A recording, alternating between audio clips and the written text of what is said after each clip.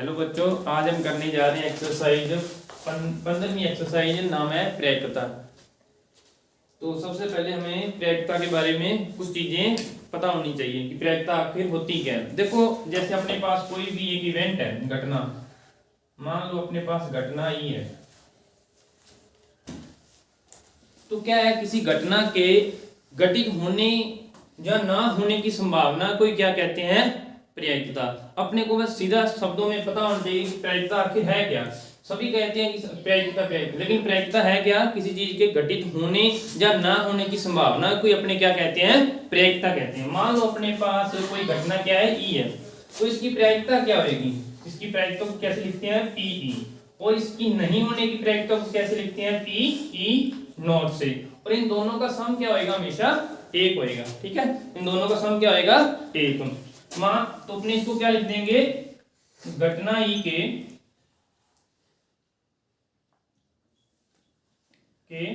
घटित होने की प्रेरिकता।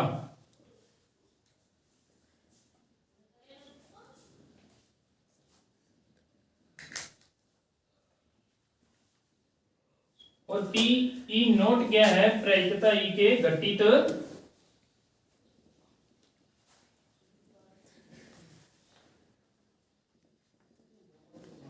प्रेरिकता घटना ई के नहीं घटित होने की।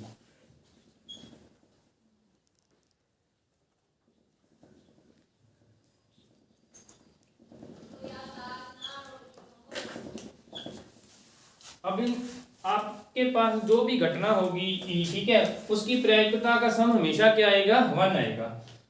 तो अपने को क्या है, इसकी सीमा याद रखनी है। क्या, आखिर प्रेरिकता की परिसीमा क्या होती है, या सीमा क्या देते हैं।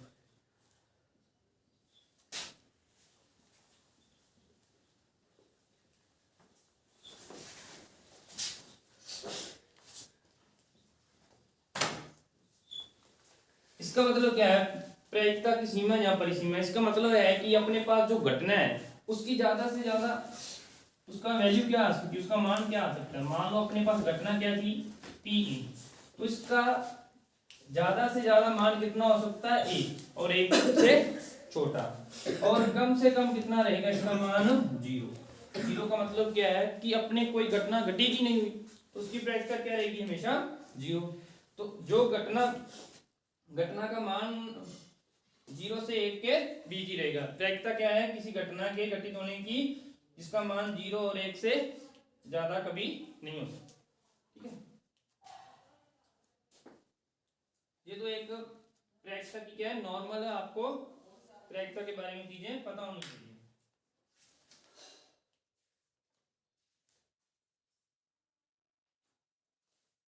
अब अपनी क्या है, प्रेरिकता के फॉर्मूले के बारे में डिस्कस करते हैं। ठीक है, इसमें क्या है, प्रेरिकता पी, इसमें क्या होता है, नीचे क्या आएंगे, घटना के कुल संभव परिणाम, कुल संभव परिणाम,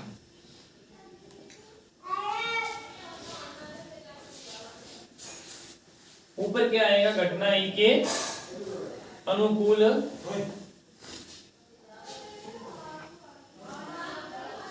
अनुकूल परिणाम।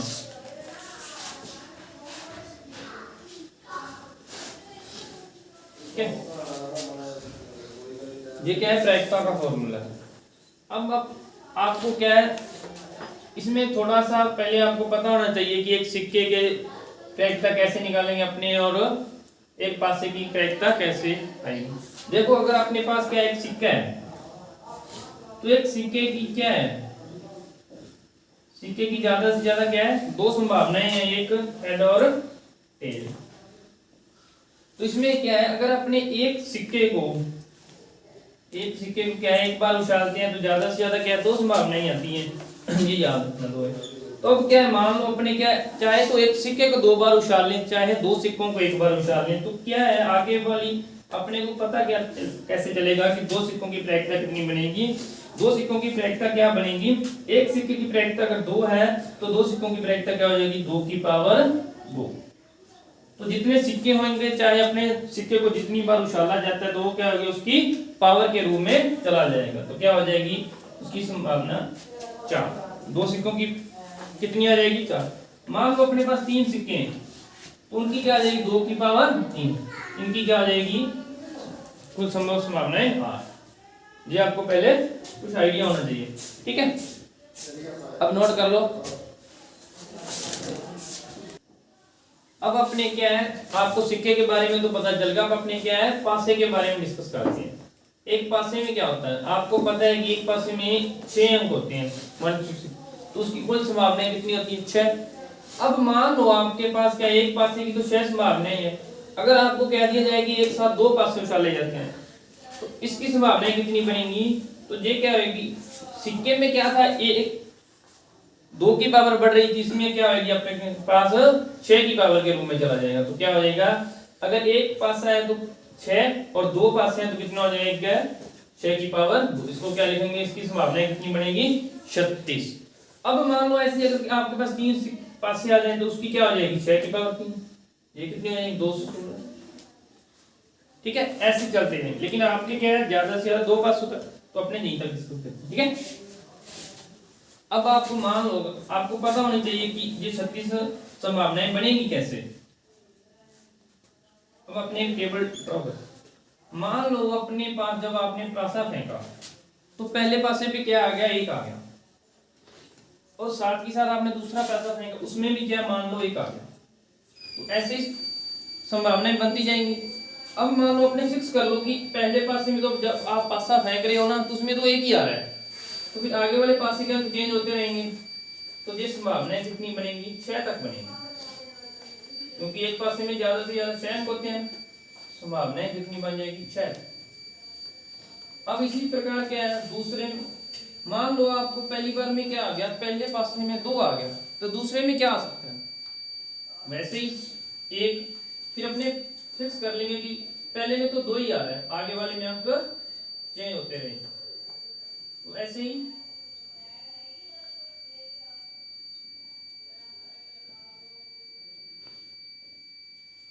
तो आपकी कुल संभावनाएं कितनी बन जाएगी सारी, जी आप जब नोट करोगे देखोगे तो आपकी कितनी हो जाएगी 36।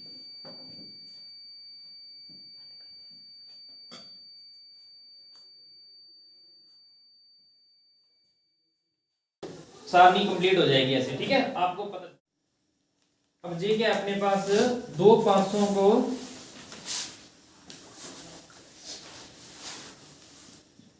फेंकने पर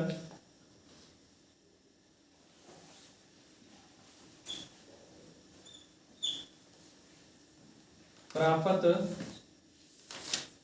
कुल परिणाम है।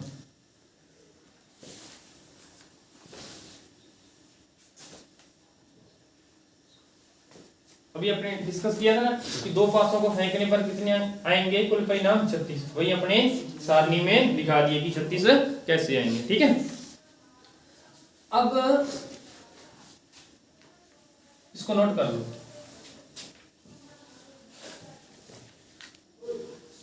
अब अपने क्या है, अपने सिक्के के बारे में डिस्कस करते हैं। आपने कहा था ना कि 2 सिक्कों को फेंकने पर क्या परिणाम बने। मान लो आपके पास एक सिक्का है, सिक्के में क्या होता है एक हेड और एक टेल, यही 2 परिणाम होते हैं।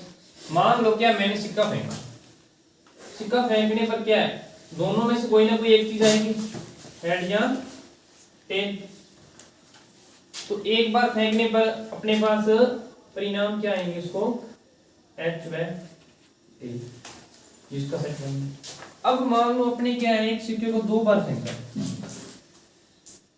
सिक्का क्या अपने पास पहली बार फेंका क्या आ गया हेड, या फिर क्या आएगा टेल, ये 2 ही चीजें आएंगी। तो पहली बार फेंकने के बाद जब अपने उसको दूसरी बार फेंकेंगे परिणाम तो वही आएंगे ना, हेड या टेल, चित्तियां पर 2 चीजें आ सकती है।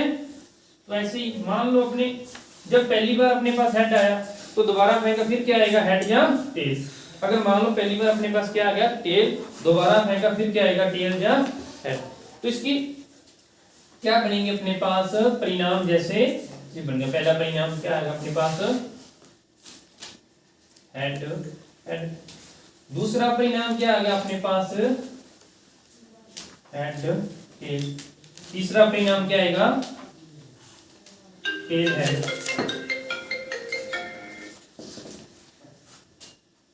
और और चौथा परिणाम क्या आ जाएगा अपने पास, टेल टेल। लास्ट वाला परिणाम क्या आ गया अपने पास, टेल टेल। ये क्या है अपने पास, एक सिक्के को उछालने पर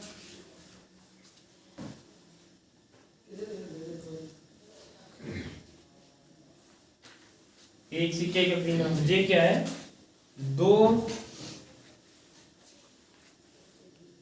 सिक्कों को फेंकने पर, जहां एक सिक्के को दो बार फेंकने पर।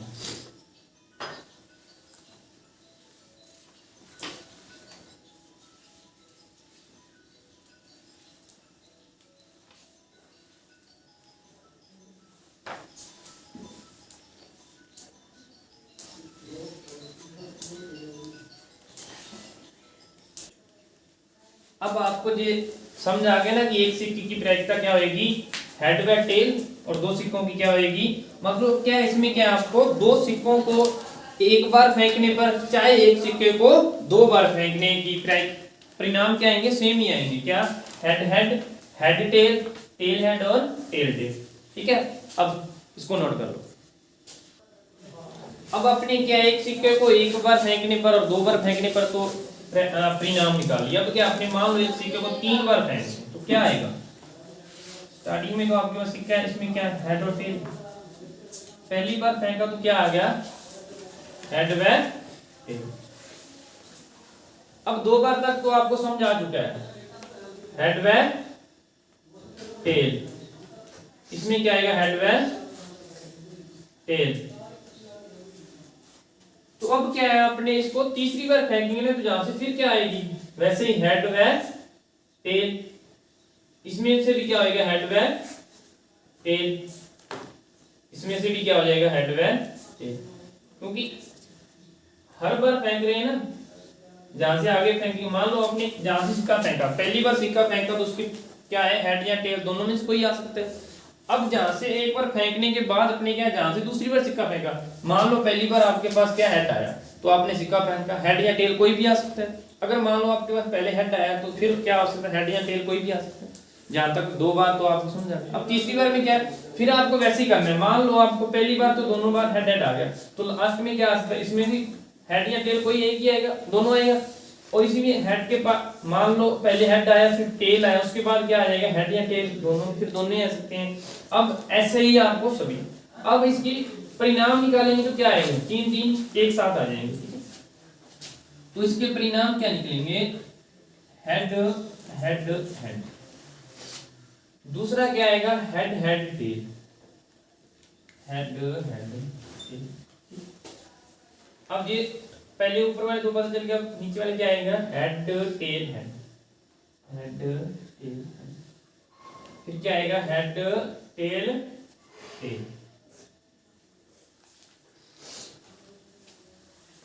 ऊपर वाले चारों परिणाम तो अपने नोट कर लिए। नीचे में मान लो पहली बार टेल आया था, आगे फिर हेड आया, फिर हेड आया, तो ये क्या बन जाएगा, tail head head, tail head tail.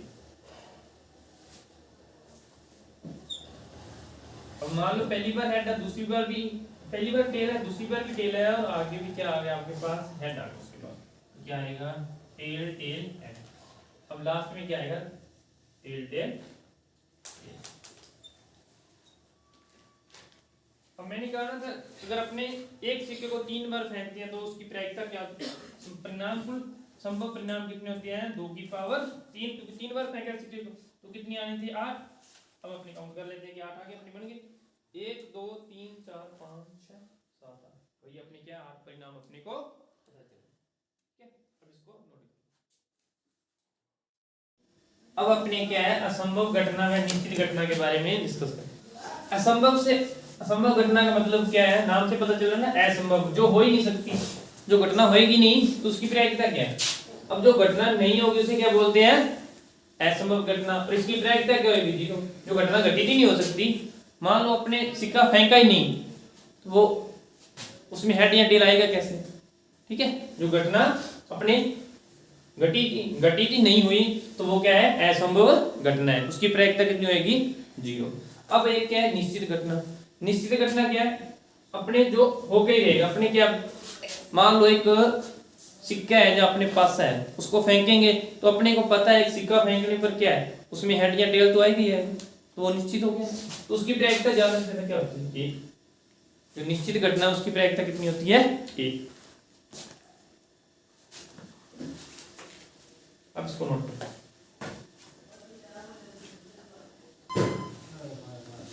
अब क्या है, अपने ताश के बारे में डिस्कस करते हैं। ताश में क्या है, कुल 52 पत्ते होते हैं। कितने, 52 पत्ते। ज्यादातर बच्चों के ना इसी क्वेश्चन में दिक्कत आती है, क्या कि ताश में क्या पूछ लिया, क्या निकालना है। तो क्या अपने को पता है ताश में कुल कितने पत्ते होते हैं, 52। अब अपने पास ताश में क्या है, 4 रंग के पत्ते होते हैं। 4 कितने रंग के पत्ते होते हैं, 4 रंग के।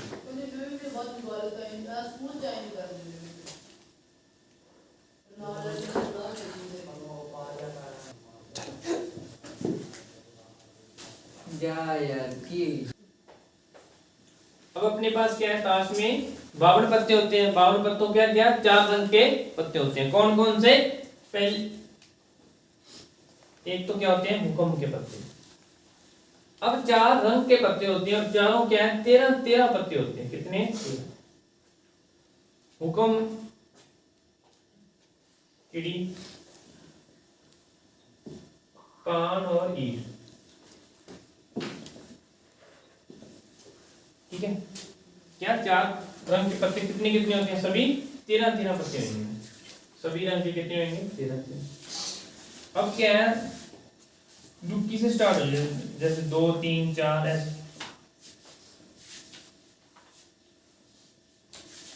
10 तक तो ये नंबर वाले पत्ते होते हैं। उसके बाद क्या आता है, जो 11वें नंबर पे होता है उसको क्या बोलते हैं, जय, गुलाम। और 12 नंबर वाले पत्ते को क्या बोलते हैं, बेगम। क्या वो, और 13 वाले क्या बोलते हैं, बादशाह। और एक पत्ता और होता है, इसे क्या बोलते हैं, ए। इसको क्या बोलते हैं, इक्का। अब ध्यान ये रखना है, क्या सभी रंग के 13 पत्ते होते हैं। जो हुक्म और चिड़िया होता है, ये क्या, काले रंग के पत्ते होते हैं। क्या, काले रंग के। और ये पान और ईट क्या होंगे, ये लाल रंग के पत्ते होंगे। कौन से, ये क्या, काले रंग के पत्ते, काले। और ये क्या होंगे, लाल रंग के।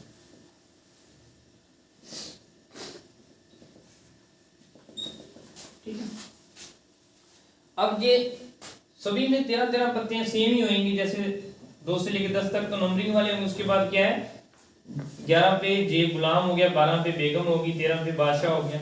अब और एक क्या होगा, इक्का। ठीक है, अब ये सभी में 3 क्या होंगे, ये फेस कार्ड होते हैं।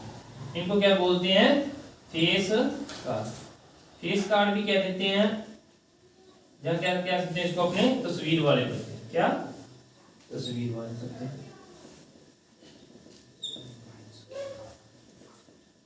अब देखो सभी में क्या 3 है, तो अपने पास कुल कितने हो जाएंगे, 4 रंग के पत्ते हैं। और एक रंग में कितने हैं, फेस कार्ड 3।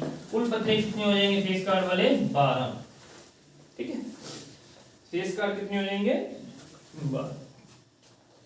अब आप एक बात ध्यान ये रखना, इसमें क्या है, काले रंग के पत्ते कितने हो जाएंगे, 13 इस हुक्म के काले और 13 ही चिड़ी के काले। तो काले रंग के पत्ते कितने हो जाएंगे अपने पास,